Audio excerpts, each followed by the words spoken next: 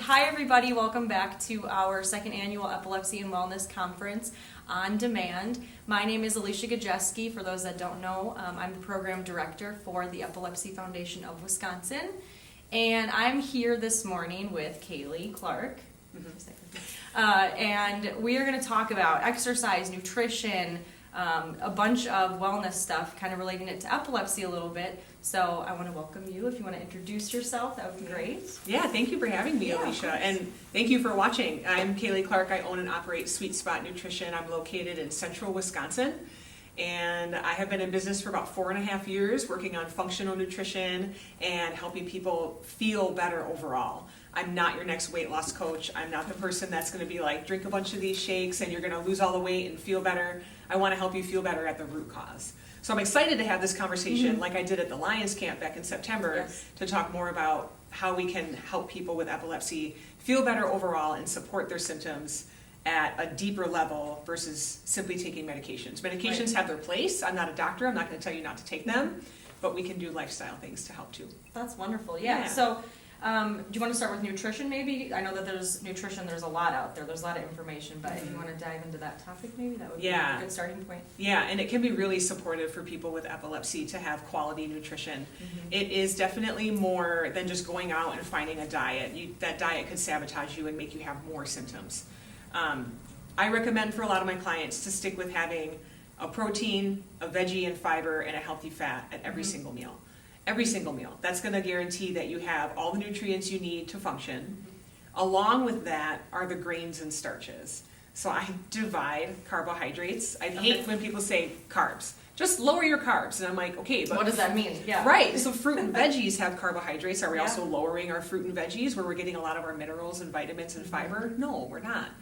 So I divide them into veggies and fruit and grains and starches. And we want to lower our reliance on grains and starches, especially refined grains and starches, potato chips, cakes, cookies, baked goods in general, and processed bars. I think of like Nutri-Grain bars and oat, like really junky oat granola bars and things like that. Like for someone with epilepsy, those can be really detrimental to your symptoms because they're filling your body with sugar, they're spiking your blood sugar, and that can be a precursor to having symptoms and having an episode, unfortunately. So we want to work on reducing those symptoms and reducing the intake of those crappy grains and starches so that we can serve our body with more quality nutrients, filling it with healthy fats so we get more omega-3 fatty acids versus omega-6 so that we can get more protein, which helps us feel full longer and helps build muscle and maintain muscle.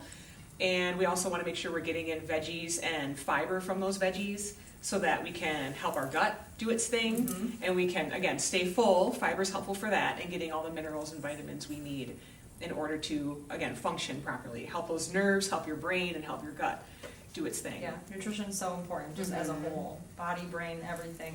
Yeah, so when you're talking about some of those bars and some of those carbs, and maybe you're going to talk about this, but, that kind of stuff is marketed really like, oh, this is for weight loss, or this is for, it specifically says fiber on it, but sometimes they're still not the best for you, right? So can you talk about maybe some options where people can get like those carbs and fiber that they need a little bit more? Yeah, we talked about the sources for refined grains and starches. Like I said, potato chips, cakes, cookies, all the baked goods, the bars, and things like that.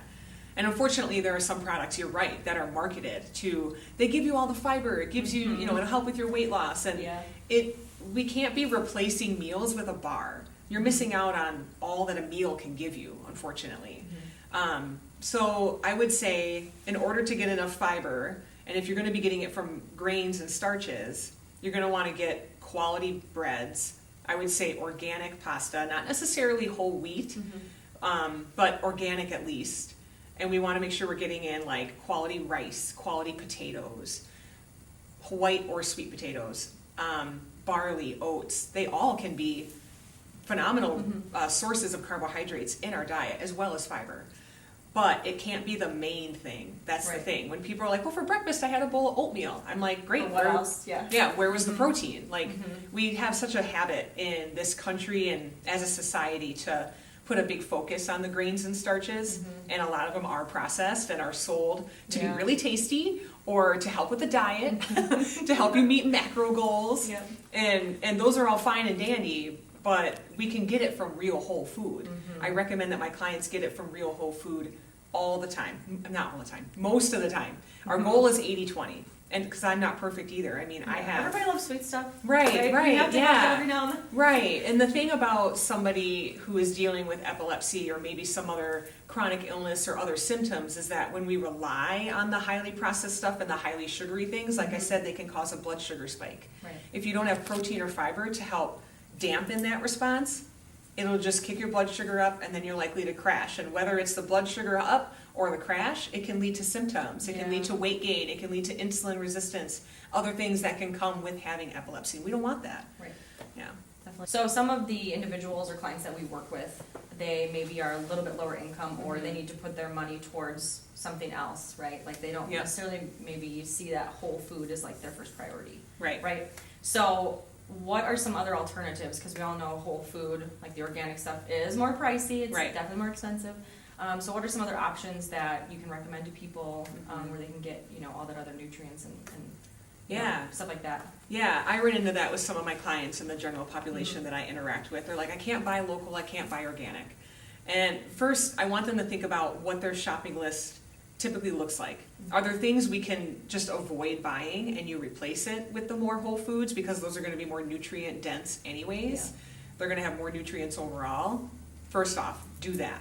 Do you need to be buying the cereal and the Pop-Tarts and things like that? Not assuming that they are, Yeah. but we want to be mindful of that. And then if it comes down to like, okay, I'm already buying those things, but what if organic isn't an option? Then still just get the produce. It's a start. It's better than nothing. Yeah. Every now and then I run into the argument of people being like, we need to have all organic and local grass-fed beef all the time, but it's not cost-effective for everybody. Just buy whatever beef you can. Yeah. You're still getting the nutrient-dense meat. It's fine. Yeah. If it is, like we said, an issue with like cost, or maybe it's not feasible because you're not going to eat it fast enough, that's another issue people have with fresh produce. Buy it frozen. Yeah. I would say frozen first. Okay. Because it's typically flash frozen. It's already going to be cut up for you in some way, shape, or form, which is nice. And you can get them in those nice steamer bags. Yeah. Throw it in the microwave right Convenience, away. too. Yeah, steam it. And then you have maybe a protein going on the stovetop or in the oven, which is great. Or maybe it's something where you can just take the frozen bag and dump it into a pot of soup. Awesome. Yep. Sounds great. After that, I would say maybe canned. And then if you do have an issue with things spoiling before you eat them, see if you can maybe blend it into a pasta sauce, like a marinara, or maybe you can freeze it yourself and then pull it out later. Yeah. And then you can have some things that are maybe more local and seasonal, but then eating it later on. So yeah, I would say try to get fresh if you can, but then you got to make sure you have the time to prep it and eat it. If not, then try for frozen Okay. and then go for canned, in my opinion. Yeah. Is there any difference? Now, this might be a silly question, but you know how you can buy like either the fresh chicken, right, Yeah. or hamburger. Is there a difference between like the frozen chicken in a bag, like where it comes in like bulk, I guess? I think the only difference might Is be there the a difference with that? like the hydration or like the water content. I think they might add more water to the frozen stuff so Okay. it doesn't get weird in the Okay. package when Yeah, they freeze it. right. Maybe there's something about like the water like helps it freeze better. Okay. Versus if you were to do it yourself, I don't know how. I'm not Okay. sure. But like nutrition, it wouldn't really be. There a big shouldn't be a difference. major difference other than the water content. Okay. It shouldn't mess with the nutrients. Okay. of I just know the sometimes that might be meat more itself. convenient for people. And, Or a rotisserie chicken Yeah. can be really helpful. Yeah. Maybe they have a special at the deli or the meat counter, Mhm. and you just gotta kind of shop around and see what's available. Maybe you gotta break some habits. yeah. And to be more cost effective, and again, look at what's in season, because seasonal things are gonna be cheaper. They may not have had to travel as far, so it's cheaper because you're not paying for the gas for it to be Right. trucked here, So yeah, be mindful of those things too. Great. Yeah. Thank Yeah. you. So with nutrition, just a little bit more. Can we just talk a little bit about like drinks and stuff like that? Obviously, we Yeah. know water is very important. Mm-hmm. But what about there's like Gatorade, Propel. There's stuff you can add to your water. Yep. There's sparkling water. Can we talk a little bit about Yeah. that? And I know what's good drinking versus what's water not good? and staying hydrated is a struggle for some people that I've interacted with. They're like, water is just so boring. I'd rather Yeah. have soda or some bubbliness or flavor or something, and I get it. I would say drink water first Yeah. and foremost. Doesn't have to be filtered. It doesn't have to be anything super fancy. Just drink water. Hopefully you have clean tap water. That's a start. It is half your body weight in ounces every day is like the ideal. That, but yeah, couldn't and think of or the word. like 2 or 3 bottles. Like what are they? 24 or 32 ounce bottles. Something like that. It's yeah. a start. You know, count it off as you can if you can.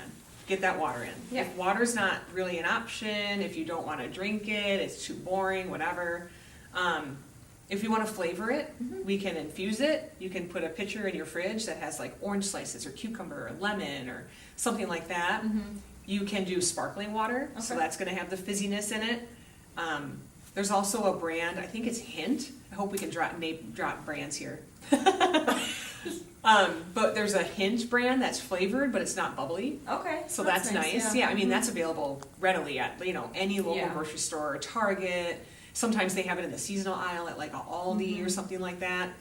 And then if you are looking to help your electrolyte balance, because you talked about Gatorade and Propel, and Yeah. those things are That's filled really with, advertised. yeah, Yeah. and they are. And I get it for someone who might have epilepsy or have symptoms towards epilepsy, because electrolytes, an imbalance in those can impact your symptoms and make them more severe or less severe, whether it's balanced or not. Our nerves are fed by the nutrients in our body: potassium, calcium, sodium, magnesium, maybe 1 or 2 others. I think of those 4 right away. Yeah. But we want to make sure they're balanced and we have enough of them so our body can function properly. Whether you have epilepsy or not, if you have electrolyte imbalance, you're going to feel it. Whether it's through a muscle cramp or lightheadedness or something like that, heat exhaustion, all factors. Alternatives to one of those ultra colored fakey drinks. Yes. Tastes like, sugary Just salt sugar. water. Just- Sugary yes, a salt lot of water. I would say getting some sort of electrolyte packet. Okay. There's really great brands out there. Nectar, Liquid IV, Nuun, that's N-U-U-N. Those are also readily Okay. available at grocery stores and department stores. Fantastic brands. And it's typically a powder pouch or a tablet. And it dissolves in your water, and then you can get those electrolytes Yeah. in, and hopefully it'll help you alleviate symptoms, not feel lightheaded, or whatever it is. It's also a nice pick-me-up in the afternoon, I think. Sometimes if Yeah. I feel like I'm getting sick, or I feel really tired in the afternoon, I like to have that flavored electrolyte balance, and maybe it's all, what is that called? Placebo effect, Oh, but yes, I'm like, I yes. like drinking it. It's something different. and Yeah, I was fun. gonna say it's a little bit, and there's a little flavor to them usually. There's some type of Yeah, flavor, yep. so it's not just. I your haven't average seen drink. an unflavored electrolyte Yeah, beverage. it's not just your unfortunately. normal water. It's something Right. to help with that. 2 p.m. Yeah. A little bit of. Just a little Decrease in the day. boost. Yeah, Yeah, there you just go. a little bit. Yeah. And speaking of electrolytes, I want to mention food sources. The electrolytes do occur in our food, and easy ways to get it is pure maple syrup. Really? Yes, not the pancake syrup you interesting. can buy at the store. Not like Log Okay. Cabin or Aunt Jemima. That's high fructose corn syrup with maple flavoring. We want pure maple syrup. Okay. It does have electrolytes in it. It's a simmered down, boiled down product. You could also say, I think that there's electrolytes in molasses. Okay. Because molasses is the byproduct of making something. I can't remember what. But yeah, maple syrup, coconut water is a great resource. Bone broth. So homemade, preferably homemade bone broth. You can get it store-bought, but if you can make it homemade, then you have like the process under your control and you can control the seasonings and flavors. Yeah. But bone broth has electrolytes in it. Great to sip if you need to recover. Great to sip if you feel like you're getting sick. And could be your electrolyte source if you need something. As well, I gotta look at my list now. Anything that's fermented, Okay. pickles are fermented cucumbers. Yeah. And pickle juice is a great electrolyte source. I have heard that too, so I'm glad that you said that because I actually didn't know if it was true. So that's very interesting. Okay. Yeah. I don't know if the quality of electrolytes changes based on if it's like homemade or the pickle brand that you might Okay. get from the store, but I know people who work out hardcore might be like, oh, I don't have anything on me, and I'm they'll gonna just drink some drink. pickle juice. They'll just drink from the pickle jar. That's too funny. Which is totally cool. So Yeah, yeah, yeah. anything that's pickled, Okay. beets, eggs, beans, carrots, they're gonna have extra electrolytes in them. So they're great for snacking. Yeah. And then they have the extra benefit nutritionally. That's really great. Yeah, Yeah. wow, that's really cool. What a great way to also, I don't know, my family, my mom does a lot of canning and stuff like that, Yeah. like you were saying, so now that just made me think, I'll have to tell her that. I'll Yeah, have to tell her that fact. I don't know if you She's want to like, drink "Oh." the juice every time. No. Like, I don't know what carrot juice or the whatever Yeah, pickled yeah. asparagus juice would taste like, but Yeah, yeah, they have the benefits. that's really great. Great. Yeah. So moving on from nutrition, why don't we talk a little bit about, exercise a little bit and Yeah. wellness and what that looks like. If you want to gear it kind of towards, we can talk about two ways, maybe somebody that has epilepsy, or Yeah. just some general information as well. Yeah, general information to start. I recommend that everybody gets in some strength training. And that means lifting heavy weights progressively. The goal is to build muscle and maintain muscle. That is beneficial for our posture. It's beneficial for our life in general so that we can pick up a kid or carry groceries into the house, walk up and down stairs comfortably, carry our own body weight. We need muscle for that. Yeah. It's also great for improving our bone density. I know a lot of people, especially women, as we age, we lose muscle and bone. So along with getting enough protein, Yeah. speaking of, it's all connected. We want to make sure that we are lifting heavy things. Okay. More than 10 or 15 pound dumbbells. We got to lift heavy stuff.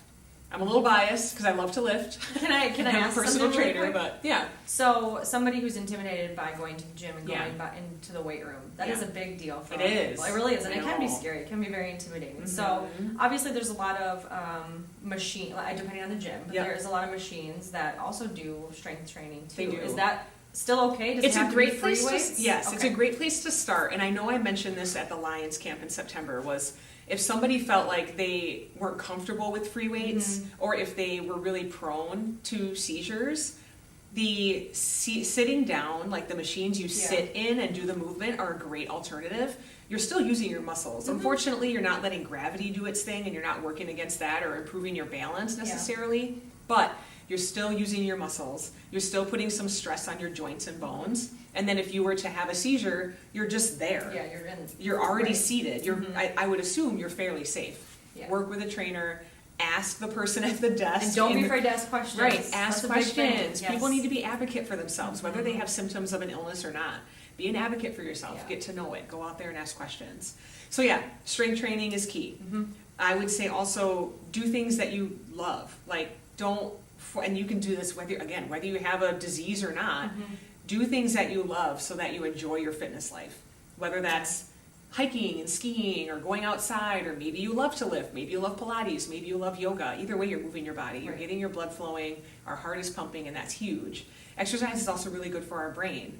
So, epilepsy can be a problem with the brain and how things are firing, and exercise can help enforce neural pathways that keep things going and keep us feeling good. Yeah. And it also increases our dopamine and our serotonin because we feel good. Those are neurotransmitters. Those are hormones that we want to have more of in our body. We don't want it.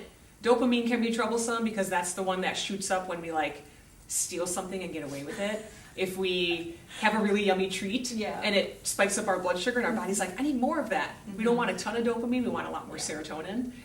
But exercise can help improve those things. Yes, and it's good for you kind of touched on this, but your mental health. Yes. And maybe we'll touch on that a little bit, but mental health is such a big thing all around, but especially people that have epilepsy, mental health. There's just a lot going on. So It can be there's a really lot- isolating. Yeah, and Yeah. exercise and making that part of your lifestyle Yeah. can be very beneficial and not Right. just. And doing it at a feeling gym, you might not even do it with anybody. You might not talk to anybody when Yeah. you're at the gym, but you're around other people, and that can help you feel really good. You never know when you might strike up a conversation, and then Yeah. you're making a friend, and you have accountability, and it all just snowballs for the better. Yes. Yeah. So Agreed. speaking of, fitness and whatnot, I highly recommend people do that strength training, going for walks, getting outside, doing things that kind of stress your body out in a good way. Yes. Challenge your balance. You're using your brain, learn new things, maybe try something you've never done before, Yeah. and keep that fitness rolling Yeah. for sure. It's great for weight loss, great for maintaining your body weight, great for maintaining, like I said, your bone density, and there was something else I was going to do. Oh yeah, decreasing your depressive and potentially anxiety symptoms. Okay. Yeah, that's great. And how many days a week are, some people, we go through days where we don't want to do anything necessarily, so should we be doing it 5 days a week, 4 days a week? I say 3 to 4. Okay. Depends on the person, depends on your goals.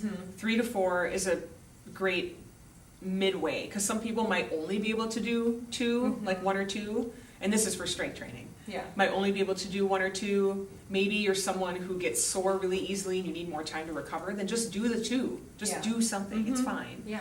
I would say getting outside almost every day. We have to get outside, we have to get fresh air. Yes. be mindful if you have epilepsy or seizures of the overstimulation potential. Like, are you in a place where there might be a lot of sirens, traffic, kids screaming, like that could stress you out in a way you don't realize, and then you end up having a seizure, and they can be kind of embarrassing. Yeah. So maybe going out to a quieter trail, but also being mindful that if you were to have a seizure, having they know Having too, somebody know like where you are, having yeah. someone know where you are, or whatever the case may be, but trying to be somewhere that's a little bit quieter so that we can get some fresh air, hear nature, Yeah. and again, walking on a different terrain versus flat concrete or Right. tile all the time is really good for our Different balance. scenery And too, yeah. yep, I have another question here then. Yeah. So we obviously live in the Midwest Uh-huh. where it's winter pretty much, 9 out of the 12 months we feel like? it feels like it. So what can somebody do? I know that obviously getting outside is very important, but,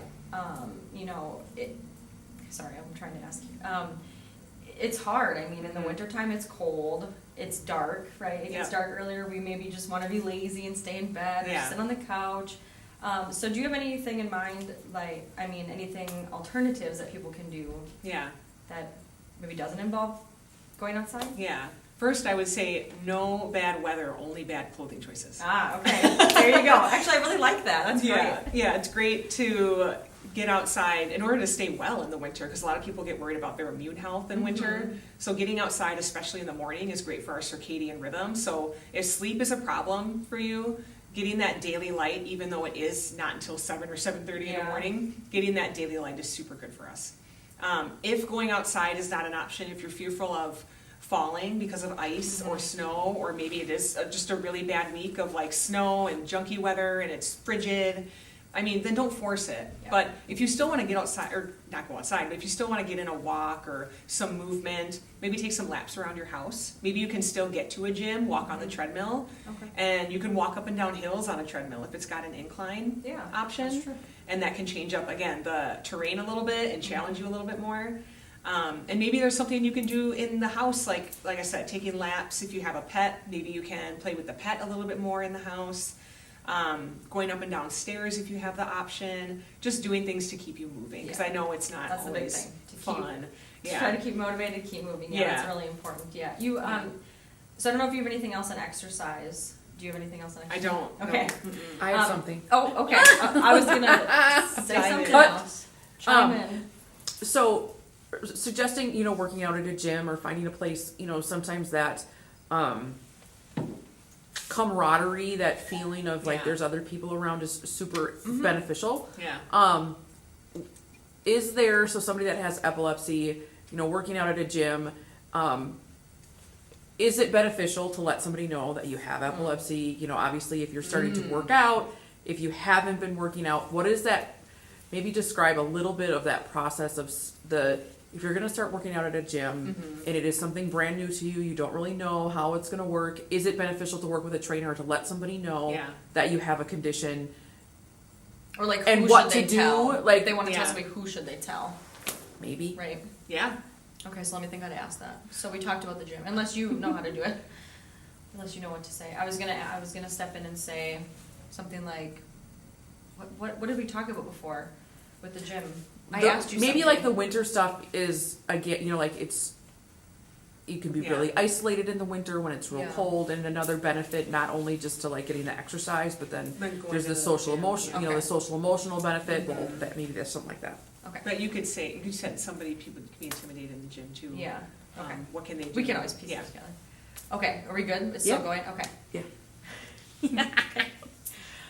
So going back to if somebody is very intimidated with the gym, because it can be a very intimidating place, as we talked about.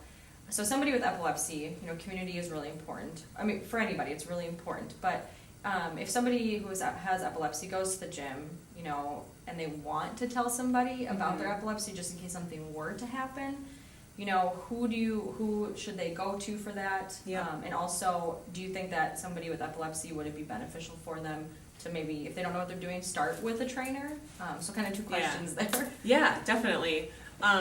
Just to preface, I have been a personal trainer and in the health and wellness field for over a decade. Yeah. I have worked in gyms for almost half my life, which is crazy to think about. But I would say that people in gyms typically want you to be an advocate for yourself and tell them You need to tell them what you want and tell them what you need. Mm-hmm. If you head into a facility and it doesn't seem like anybody is super friendly, this is kind of the scary part about like a 24-hour gym, is there may not always be somebody there.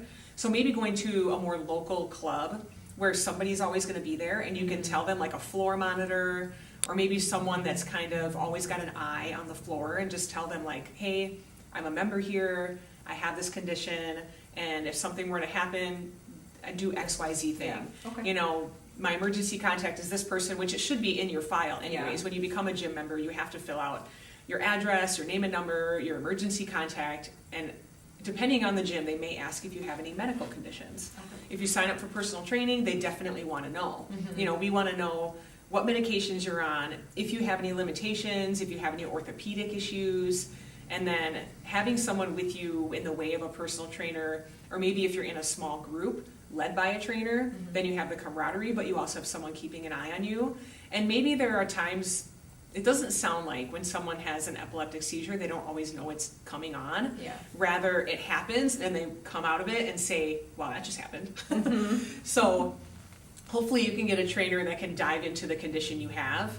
And they should anyways, in my opinion. Yeah. They do the extra legwork in order to know about the condition you have, and can see when symptoms might be coming on, and can get you in a safe spot before anything were to happen. I mean, it's in CPR training. Yeah. We have to know, Mhm. but we don't always interact with it. It's kind of like, just because I learned it in CPR may not mean I respond, because in the moment you're like, what's happening? Yeah, what's the... Yeah, but we do learn it. We have to be CPR certified and first Yeah. aid certified. But I would hope that people can come across trainers and coaches that would, again, do the legwork, Yeah. learn about the condition, and know what triggers you, so that we can move forward in a safe way, and you can still get the benefit of fitness. Yeah, that's great. And I think it's important for the person who has epilepsy and decides that they want to have a trainer, if they don't feel like the person is understanding or comfortable, Yeah. maybe that's not the best fit, Yeah. right? Or really sitting down, if you're comfortable with that trainer, and making sure that they know, if this happens, Yeah. how can you help me? And just letting them know, like, I will be okay. It'll be scary Right. maybe, but this is what steps A, B, C, whatever. Yep. You know, stay safe side, and kind of just move on from there. I Yep. think that's important. Yeah. Yeah, great. Yeah, be an advocate for yourself. Yes, exactly. Tell people what's up. Exactly, that's great, yeah. So, let's move, so we did nutrition, exercise, Mhm. let's just do kind of lifestyle stuff Yeah. now. So, what do you have for us for lifestyle? on. You're ready. You're good. Okay, all right, so we talked about nutrition and exercise, we tied that into epilepsy a little bit, so what about like lifestyle factors, like Mhm. sleep and some of those? Yep, definitely things I want to touch on, and Yeah. things I touched on when I was at the Lions Camp in September. One of the main ones was getting quality sleep. Mm-hmm, Quality sleep is huge, and Yes. could be a trigger when you don't get enough, it sounds like, for some patients that have epilepsy. So sleep, we want to make sure we're getting 7 to 9 hours. I know some people say, I can survive on less, or I need more, and everybody is different, Mhm. but on average, 7 to 9 hours. The goal is to be sleeping at night in a dark room, needs to be cool, so you have a reason to pull a blanket on and get snuggly. It's Mhm. nothing's worse than like starting in a hot room and falling asleep and waking up hotter. yeah, that's No good, all sweaty and gross. And I would say work on your phone use. Not being on a phone, hopefully no screens at all before bed. Yeah, Being exposed to that blue light constantly, which is a mimicker of UV light, mm-hmm, which tells your body it's daytime and can keep you awake, can be a source for insomnia, and can be a source for symptoms for other things. So we want to try to take time away from our phones before bed, ideally an hour. Hopefully we can get to 90 minutes to 2 hours. Like, trust me, you don't need to be on social media right before bed. It might just yeah, stress no, you out. you do not. And we got the blue light exposure, and it's just Or not a good first thing thing. in the morning, right? Right, Yeah. right, yeah, you don't have to look at your phone right away, it's gonna be okay. Mhm. And then trying to not have screens in the room.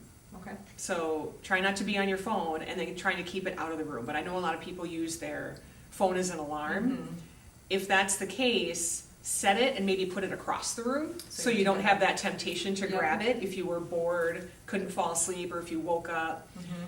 Turning off the chimes and whatnot. And I know you can set on like do not disturb to I was have it just gonna set say, where. that's what I do, and I think it helps Yeah. quite a bit. At a certain time, I try to every night Yep. set it, so that way it's just there, and I don't. Yeah, My alarms will still go off in the morning, but then yeah, that's it for the night. yeah. So. Yep. Try not to be on TV or utilizing TV in Mhm. order to fall asleep or like help you sleep. We shouldn't be relying on screens and that noise to fall asleep. We should be able to do it on our own. Yeah. A white noise machine is different. Okay, I was gonna But, ask. yeah, What is TV something like that? But like the flashing of the TV in a dark room is not good for our Okay. circadian rhythm either. So sleep is huge. Try not to have a super sugary treat or a snack before bed because Mhm. there can be a blood sugar crash while you're sleeping, and that can wake you up, or at least disturb your sleep. So we want to make sure we're not doing that. Making sure you're hydrated. If you're sleeping hard enough, you should be able to sleep through the feeling of going to the bathroom. So it shouldn't wake you up if you had a bunch of water before bed. Okay. If it does, you can go, come back to bed, go to sleep. Mm-hmm. So sleep is huge. Making sure again that it's restful and that we're in a quiet room and try not to be as disturbed as much as possible. Yeah. Key. I think Yeah. that's great. I know something else that I like to do before bed is read a book. Yep. So that's no screen time. Is there anything else that you can think of that people maybe could try? Yeah, to they help can- wind down. Breathing exercises are huge. I've personally have done a foot soak before bed. Well, that sounds great. Yeah, a little bit of lavender essential oil, apple cider vinegar, Epsom salt, Mhm. and turn on some calming music. I mean, Okay. granted, I'm on my phone to turn on that calming music, but Yeah. I really, it's something different, and Yeah. especially in the winter as we're approaching winter, it's something warm and cozy, it's Yeah. different. And I mean, everybody loves to have a nice warm foot bath every now and then, right? That sounds great. Yes, absolutely. And Yeah. speaking of deep breathing, that brings me to my second point when it comes to lifestyle is overall, we want to work on stimulating our vagus nerve. Our vagus nerve is a nerve that runs from our brain all the way down through to our torso, and it shoots out to all of our organs. And it does its best work when we're in rest and digest, or the parasympathetic nervous system. When people are in the fight or flight or sympathetic nervous system, it can trigger symptoms of epilepsy. We're always stressed out, we're always on edge, anxious, depressed, whatever. We want to spend more time in rest and digest. And what encourages that and what stimulates that vagus nerve to do its job and calm us down is deep breathing. I have walked clients through box breathing in order to get into that feeling, because some people are like, breathing, great. Like, we want to not Yes. do like, we don't want to hang out with our breathing into their chest. We want to Yeah. breathe with our belly and our diaphragm. So you Okay. can do box breathing, where you inhale for a count of 4, Mhm. hold for a count of 4, exhale for a count of 4, and then hold that exhale for a count of 4. So I see what you just did with your hand there. So you I literally talk with my just hands. no, but Oh, yeah. that's great. That's the as box. a visual. Yeah. Yep, Okay. yep, and that can be a count of 4, 5, 6, however long you feel like you can hold at the top and the bottom. Okay. And that's a great way to get started with deep breathing and box breathing. Mhm. If it's for someone that's younger, like if there's a child that's having symptoms and they need help calming down, they can take a stuffed animal, and adults might like this too. Laying on your back and taking a stuffed animal and putting it on your belly Okay. and trying to get the animal to rise up and down, to move your breath from Yeah. up high in your chest to your belly. Okay. And when we're in rest and digest, it literally encourages rest and digestion. I know a lot of people that are hanging out in a stressed out mode all the time may have trouble with constipation, or the other end of it, diarrhea. Mhm. And that means nothing is getting in your body in terms of nutrients. You're eating food and it's running right through you and getting ejected or Mhm. hanging out in there and causing problems. Yeah. Discomfort, bloating, cramps. We don't want that.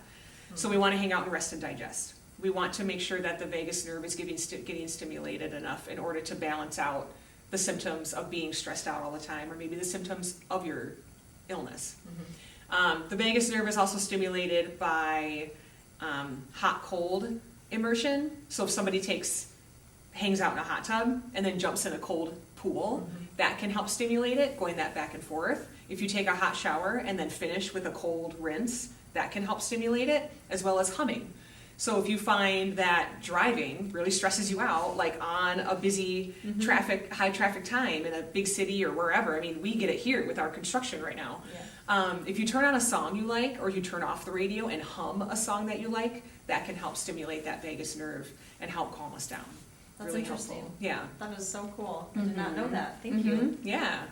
The last thing I had was controlling your environment and making sure we're not overstimulated. We touched on that with fitness and Mhm. getting outside and going for calming walks, also great for the vagus nerve. Yeah. And hanging out in nature. But we want to make sure that we are mindful of where we are and that we know how to control. If we are in a place that we can't avoid that's overstimulating, what do you do within your control Mhm. to help you not have a seizure or any sort of symptoms? Again, staying calm, the box breathing, being mindful of our posture, keeping our shoulders relaxed and away from our ears, and figuring out where we might be holding some tension, just being mindful of your surroundings. Yeah. And if you're with somebody, maybe you got to talk to them, maybe you got to hold their Mhm. hand, maybe you need a quick hug, just to help calm you down and making sure we don't have any symptoms. Yeah, but before we do that, you know, you talked about a lot of info, a lot of information. So somebody who's just starting out, what kind of advice can you give them? I'd say start with a 15-minute walk every day. Get outside. Look at a tree. Fresh air. Even just Yeah. around like the block, right? Or how many Yeah. times around your block? Go around the Something block. simple. You know, admire a flower. Just be outside. Yeah. Enjoy nature. Yes. Yeah. So thank you so much for your time. If people have questions, because we talked about a lot of stuff today, what is the best way they can get a hold of you? Yeah, I am available on Facebook. I'm available on Instagram. They can also email me, contact Okay. Coach Kaylee at gmail.com. The Epilepsy Foundation is welcome to share my information. I'm sure you will anyways. Yes. But yeah, if anything, go back to the beginning, get ready to take some notes, and don't feel like you have to do it all at once. Yeah. Just start with a few small steps that you feel are necessary for you to feel better. Right. 'Cause Yeah. everybody's different. Yeah, that's Yeah. great. And thank you for having me. Yes, of course. This is awesome. Thank you very much. Yeah. So we're going to end with that, but I did just want to say if anybody has questions, I know we will plug Kaylee's information at the bottom, but if you guys have questions and you want to go through us, that's fine. We can get questions to her, no problem. But thank you so much and have a great day.